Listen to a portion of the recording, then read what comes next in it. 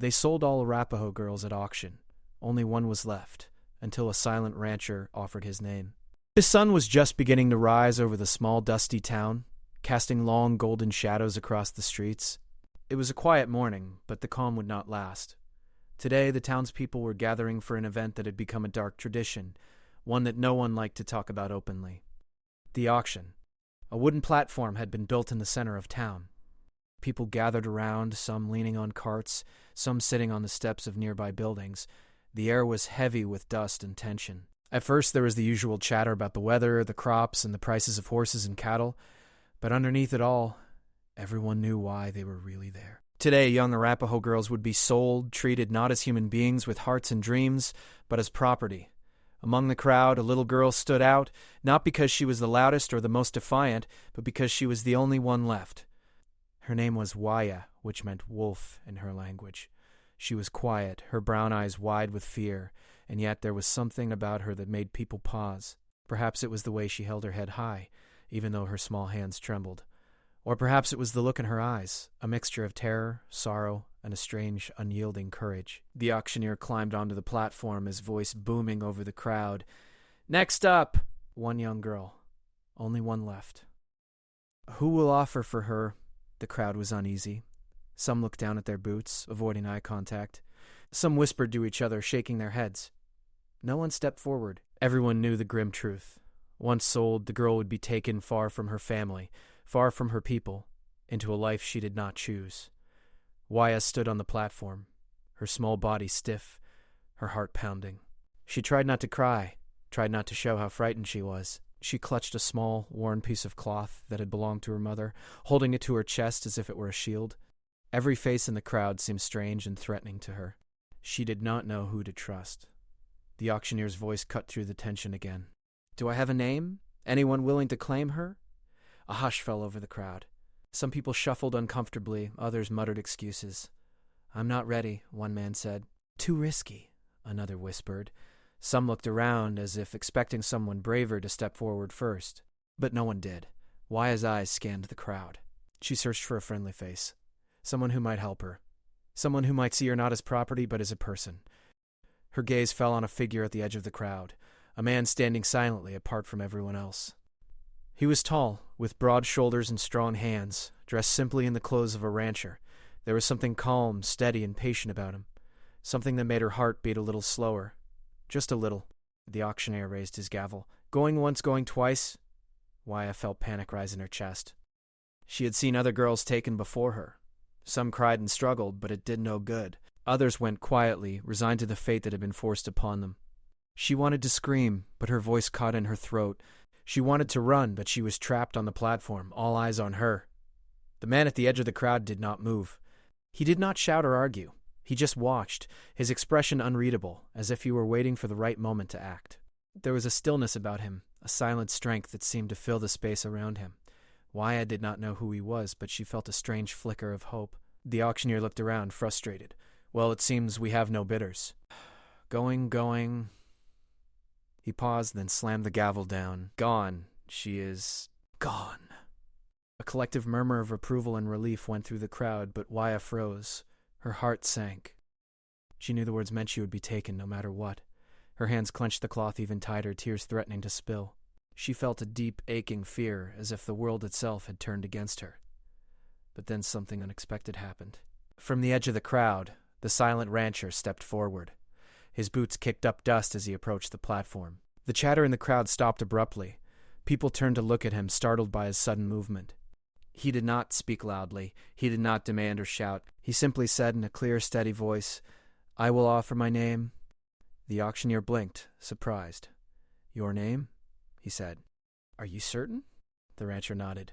"Yes, I am certain she will come with me." A hush fell over the crowd. No one had expected anyone to step forward. Some muttered under their breath, shocked that a man would dare defy the usual order of things. Others watched silently, unsure what would happen next.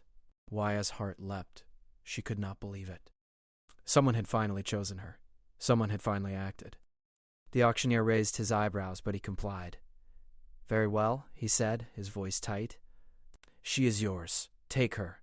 Waya's knees felt weak, but she held herself upright. The rancher reached out a hand, steady, firm, and gentle. She hesitated for a moment, but then she stepped down from the platform. As she did, she felt a strange mixture of relief and fear. She was safe, for now. But the journey ahead was unknown. The townspeople whispered among themselves, some shaking their heads, others watching in silence. The girl and the rancher walked through the dusty streets, leaving behind the chaos of the auction. Wyatt did not speak, but her eyes followed him, studying every movement. She noticed how careful he was, how he seemed to move with a quiet confidence, as if he had faced danger before and survived. As they left the town behind, Wyatt began to feel something she had not felt in a long time. Hope. For the first time in what felt like forever, she believed that she might have a chance at safety, a chance at life. She did not yet know the rancher's name, or what his intentions were beyond rescuing her from the auction. But for now, that did not matter. What mattered was that she was no longer alone. The sun climbed higher in the sky, casting a warm glow over the open plains. The wind rustled through the tall grass, carrying with it the scent of freedom and the promise of something new. Wyatt took a deep breath, letting the air fill her lungs. She felt the weight of fear lift slightly, replaced by a cautious optimism. The rancher glanced at her briefly, then turned his gaze back to the horizon. There was no need for words yet. The silence between them was not empty. It was full of understanding. He had saved her life, and she had survived. That was enough for now. As they walked toward the ranch, Wyatt's mind wandered back to her family and her people.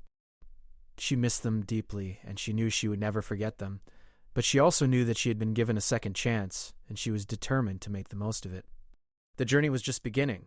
The auction, the fear, and the uncertainty were behind her, but the path ahead was still unknown. Yet for the first time, Wyatt felt that she was not entirely at the mercy of the world. Someone had seen her worth, and that someone had chosen to act. And sometimes that is all it takes to change a life forever. The ranch lay a few miles outside the small town, hidden behind rolling hills and fields of tall grass. It was not a large ranch, but it was well kept. The wooden fences were strong, the barns sturdy, and the land stretched wide under the open sky. The silent rancher, whose name was Eli, guided Wyatt toward the main house, his steps steady and measured. He did not speak much, and that silence was comforting in its own way. For someone who had been through the fear and cruelty of the auction, silence could feel like safety. Waya's small feet sank into the soft soil as they walked. She looked around, noticing how different everything was from the town. There were no loud voices, no harsh words, no pressure to be bought or sold. The wind whispered gently through the trees, carrying the faint scent of horses, fresh grass, and wildflowers. For a moment she allowed herself to breathe without fear. Eli led her to the main house and opened the door. Inside it was simple but welcoming. The floors were clean, the furniture sturdy but comfortable, and the hearth had a warm fire crackling even though it was early in the morning. He gestured for her to sit.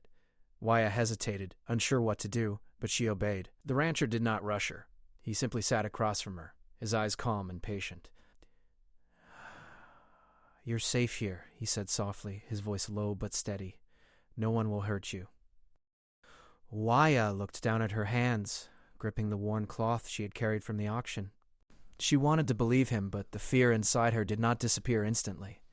Years of watching others being taken, knowing the danger of people who only saw her as property, did not vanish with a few kind words. Still, there was something in his tone and the way he said it that made her feel a little less afraid. Eli reached into his pocket and pulled out a small loaf of bread. "Eat," he said. "You need your strength." She hesitated, but then took the bread. It was simple, plain, but it tasted like safety. For the first time in a long while, Wyatt ate without trembling. She realized how hungry she had been, not just for food, but for care, for someone who would not use her or harm her. She glanced at Eli and noticed the faint lines of fatigue on his face, the way he carried the weight of responsibility quietly, without complaint. She did not know him yet, but she could sense he was someone who understood hardship. After she finished eating, Eli stood and walked to the window. "You will need to learn how to take care of yourself here," he said. "There are chores, work to do, and animals to care for. But I will help you, step by step." Wyatt nodded, unsure if she could trust her own courage yet, but she felt a strange sense of relief. For the first time, she was not being pushed or sold. For the first time, someone had chosen to protect her because it was right, not because it was profitable. The next few days were filled with small routines. Wyatt learned to feed the chickens, collect water, and sweep the floors. She learned to groom the horses and watch the cattle in the fields. At first her hands were clumsy, her movements uncertain, but Eli was patient. He did not scold her for mistakes or rush her to do things faster. He showed her once, slowly, and then let her try. Wyatt began to notice that the rancher never forced her to speak. She could remain quiet, and he respected that. Sometimes when she thought no one was watching, she would hum a small melody her mother had taught her. Eli never commented, but he would glance at her and nod, a small sign that he had noticed and approved. That silent acknowledgement was enough for her. At night, they sat by the fire. Wyatt would watch the flames dance, feeling the warmth seep into her bones. Eli would sit across from her, often reading or mending tools, never intruding. The quiet moments were not uncomfortable. They were a place of peace. Waya realized that she could begin to imagine a life beyond fear, where she was allowed to grow and to dream. One evening, as the sun dipped below the hills, Waya spoke for the first time since arriving at the ranch. Why did you save me?" she asked, her voice small and hesitant.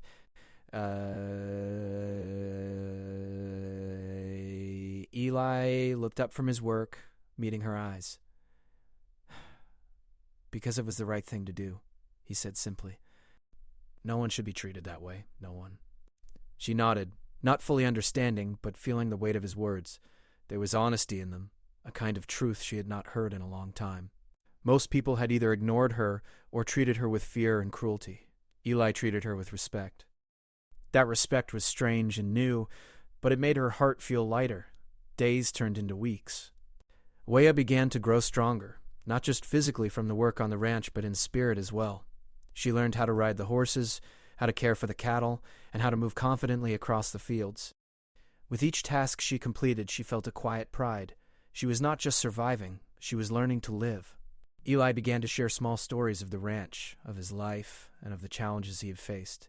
He spoke of droughts, of harsh winters, and of animals lost to illness. He never boasted, never complained. He simply shared. Waya listened, fascinated. She realized that he too had faced struggles, though in a very different way than she had. In those stories, she found connection. She saw that everyone had burdens, but some people chose to carry them quietly and with dignity. One afternoon, a stranger from town approached the ranch. Waya hid behind a tree, her heart racing. She knew the townspeople had watched her leave the auction, and she feared they might come for her now. The man called out, but Eli met him calmly at the gate. Waya could hear his voice steady and firm. He spoke to the stranger with respect, but did not back down. After a few minutes, the man left, muttering under his breath. Eli returned to her side, calm as ever. "You see," he said, "some people will always try to take what is not theirs. But we cannot let fear control us. We protect what is rightfully ours." Waya nodded slowly. She realized that she had much to learn about courage. Courage was not the absence of fear, it was acting despite fear. She had survived the auction, but now she had to learn how to live with strength and dignity. As the weeks passed, the bond between Eli and Waya grew. It was not the bond of parent and child exactly, but it was something close. He did not demand affection, but he offered it through actions. A gentle hand, a shared meal, a patient explanation. She responded in kind, learning to trust him slowly, cautiously, but with growing certainty. One evening, as the sun set and painted the sky in shades of orange and pink, Waya sat beside Eli on the porch. "I never thought anyone would help me," she whispered. Eli looked at her, his eyes soft but steady. "Sometimes help comes from where you least expect it," he said, "but it is always worth waiting for." Waya smiled faintly. She knew that he was right. The auction had taken so much from her, but it had also led her here, to this place of safety and learning. She was beginning to understand that life could hold kindness, even in a world that often showed cruelty. The ranch became a place of growth for her. Each day she gained new skills, new knowledge, and a stronger sense of self. She learned to speak with confidence, to care for the animals, and even to laugh without fear. Eli watched quietly, never rushing, never forcing. He understood that trust and healing took time, but not all was easy. Sometimes Waya would wake in the middle of the night, haunted by memories of the auction and the girls who had been taken before her. She would cry quietly, clutching her mother's cloth, feeling the weight of loss and fear. Eli never forced her to talk. Instead, he would sit beside her, silent but present, letting her know she was not alone. That silent support became a lifeline for her. Slowly, Waya began to talk about her past. She spoke of her family, her village, and the traditions that had been torn from her. She shared stories of her people's songs, dances, and ways of living. Eli listened, never interrupting, sometimes nodding, sometimes asking gentle questions. Through these stories, Waya felt her identity returning. She realized that she was not just a survivor. She was a girl with a heritage, a culture, and a voice that mattered. By the end of the second month, Waya had changed. She was still cautious, still wary of the world beyond the ranch, but she had grown stronger. She rode horses with confidence, worked in the fields with skill, and even began to help Eli with repairs around the ranch. Each day she gained more than physical strength. She gained courage, resilience, and hope. Ellie watched her quietly, proud in a way he rarely expressed. He knew the world could be cruel, but he also knew that sometimes the right choice, the choice to act with kindness and courage, could change a life forever. Waya was living proof of that truth. And though the auction and the horrors of the past were never far from her mind, Waya now had a place where she could heal, learn, and grow. She had someone who believed in her, who protected her, and who offered a life of possibility rather than fear. For Waya, the ranch was more than a place. It was a beginning, the first step toward a future she could shape for herself, a future filled with courage, hope, and the quiet strength to face whatever challenges lay ahead. Months had passed since Waya arrived at Eli's ranch. Each day brought new lessons, new challenges, and new moments of quiet triumph. The girl who had once trembled on the auction platform was now learning to move with confidence, though the memories of fear still lingered in the corners of her mind.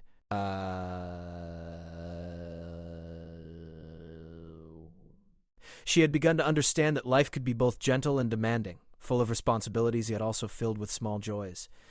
Eli watched her quietly as she moved through the fields. She had become skilled with the horses, gentle with the animals, and careful with the chores.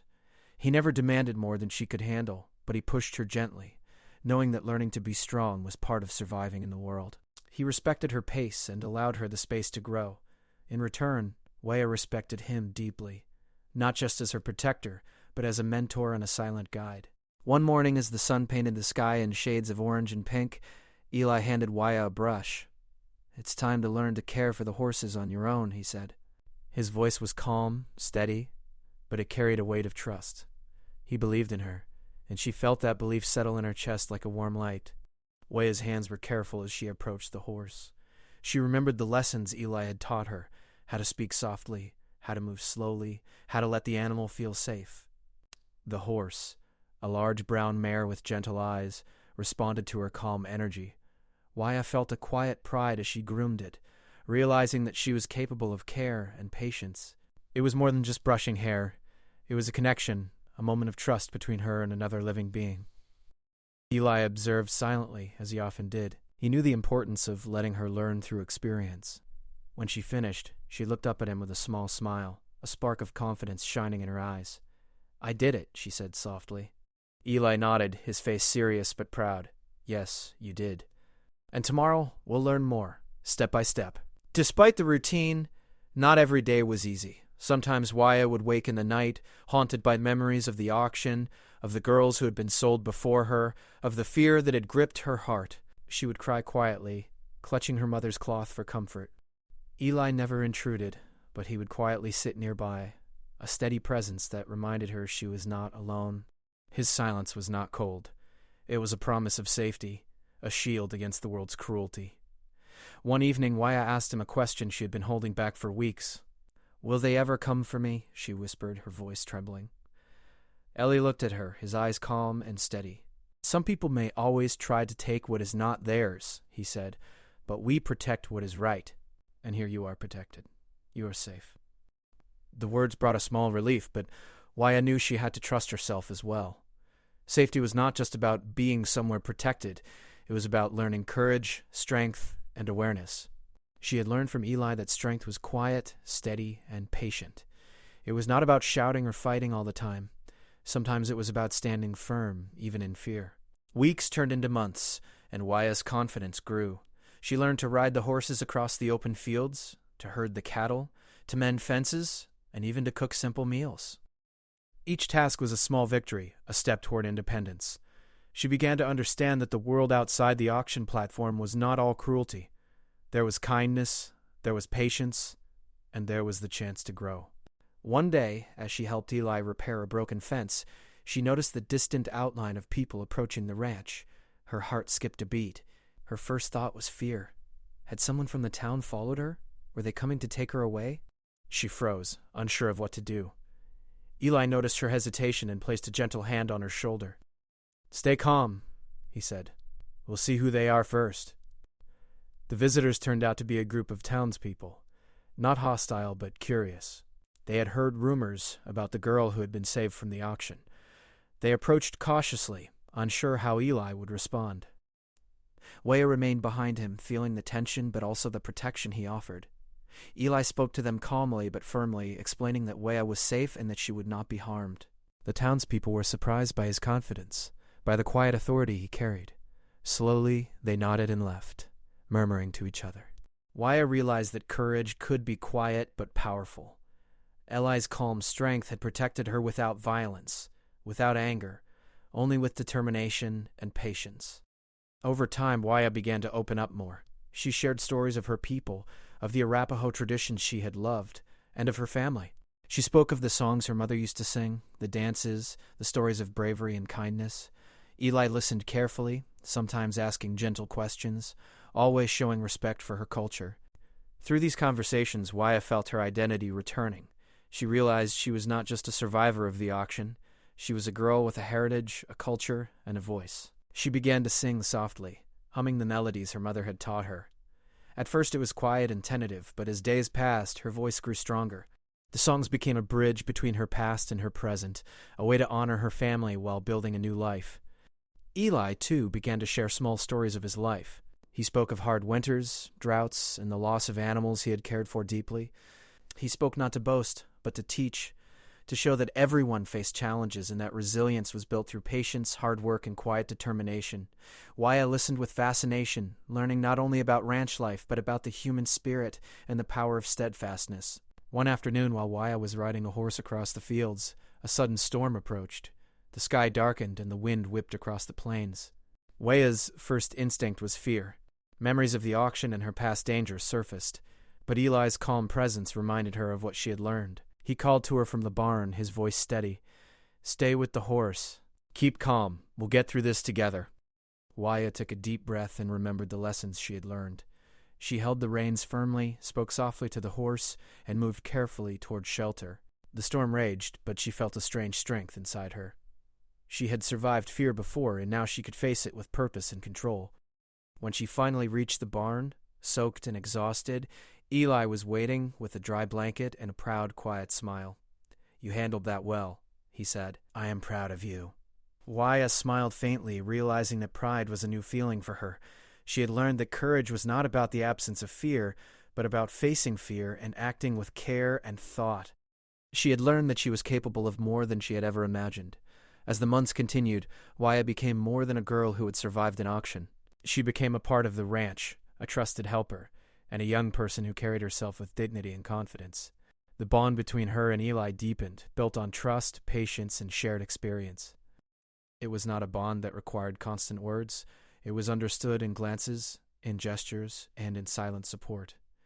Yet Weah never forgot the auction or the girls who had not been saved. Their memory lingered in her mind, a reminder of the cruelty of the world and the importance of compassion. She realized that her own strength and courage were not just for herself. They were a testament to the value of life, the importance of standing for what is right, and the difference of standing for what is right. One evening, as the sun set and the sky blazed with color, Weah stood on a small hill overlooking the ranch. She felt the wind on her face, the soft rustle of the grass beneath her feet, and the warmth of the fire from the house behind her. For the first time in her life, she felt a sense of belonging. She was safe, she was learning, and she was growing. The future was still unknown, but she had the strength to face it. Eli joined her, standing silently at her side. They watched the horizon together, two lives connected by fate, courage, and a shared journey. In the quiet of that moment, Weah realized that life could be rebuilt, piece by piece, with patience, care, and the courage to hope. The ranch was no longer just a place of work. It was a place of healing. Each day brought new challenges, but also new victories. Weah had learned to trust, to act with confidence, and to embrace her identity. Eli had learned that sometimes protecting someone meant more than keeping them safe. It meant giving them the tools to become strong in their own right. And as the stars began to appear in the sky, Waya knew that she had come a long way from the girl who had trembled on the auction platform. She had faced fear, learned courage, and discovered hope. The journey was not over, but she was ready for whatever lay ahead, knowing that she was not alone and that she could survive, thrive, and even help others in the future. The years moved forward quietly on Eli's ranch. The seasons changed again and again, bringing rain, wind, sunshine, and cold winters. With each passing season, Waya grew older, stronger, and more confident. The shy girl who once stood trembling on an auction platform was slowly becoming a young woman who carried herself with calm strength. Life on the ranch followed a steady rhythm.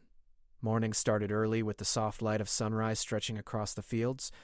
Waya would help feed the animals, check the fences, and ride across the open land beside Eli. At first, she had followed his lead carefully, always watching and learning. Now she often worked independently, making decisions on her own. Eli noticed this change, but never made a big show of it. That was his way. He believed growth should be respected quietly. Sometimes he would simply nod when she handled the difficult task well, and that small nod meant more to Waya than a long speech. Trust between them had grown deep over time. They spoke more now than before, but they still valued silence. There were many evenings when they sat outside watching the sunset without saying a word. The quiet was not empty. It was peaceful, full of understanding. However, Waya never forgot where she came from. The memories of her people, her family, and her culture remained alive inside her. She often spoke about the Arapaho traditions she remembered.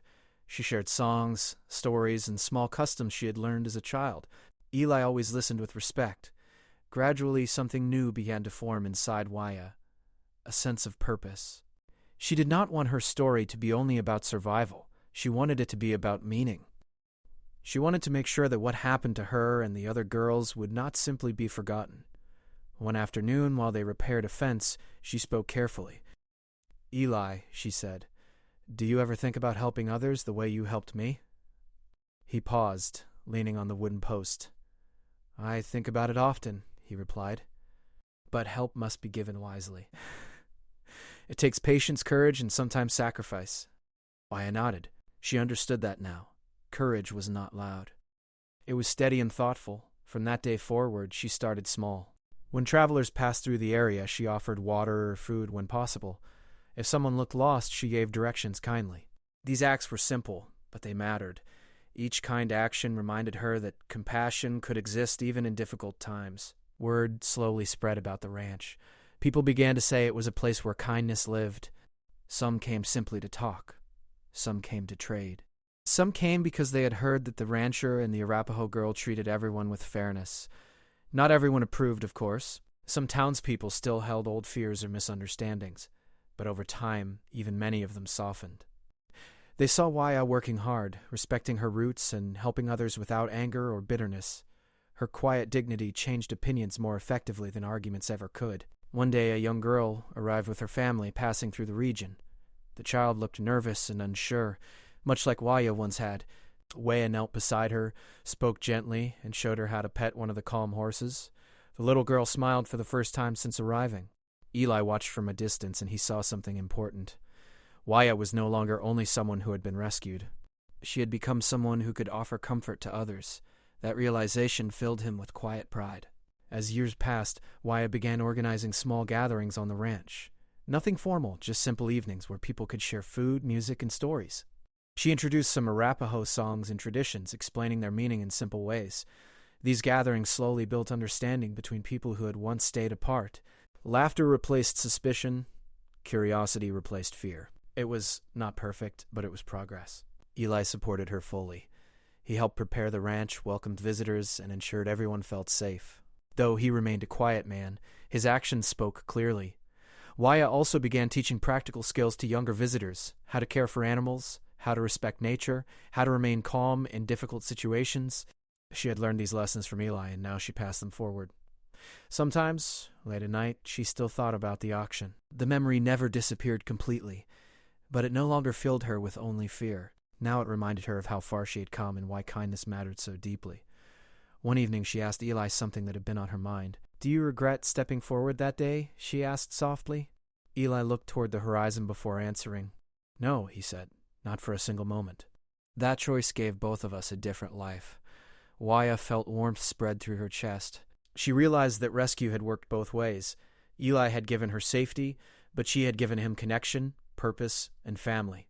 Years later, the ranch had grown. More animals, stronger buildings, and a wider community surrounded them.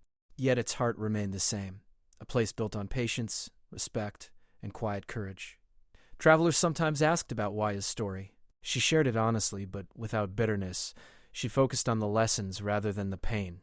She spoke about the importance of seeing people as human beings, about standing up for what is right, and about how one decision can change a life forever. Her story inspired many. Some visitors left determined to show more kindness in their own lives.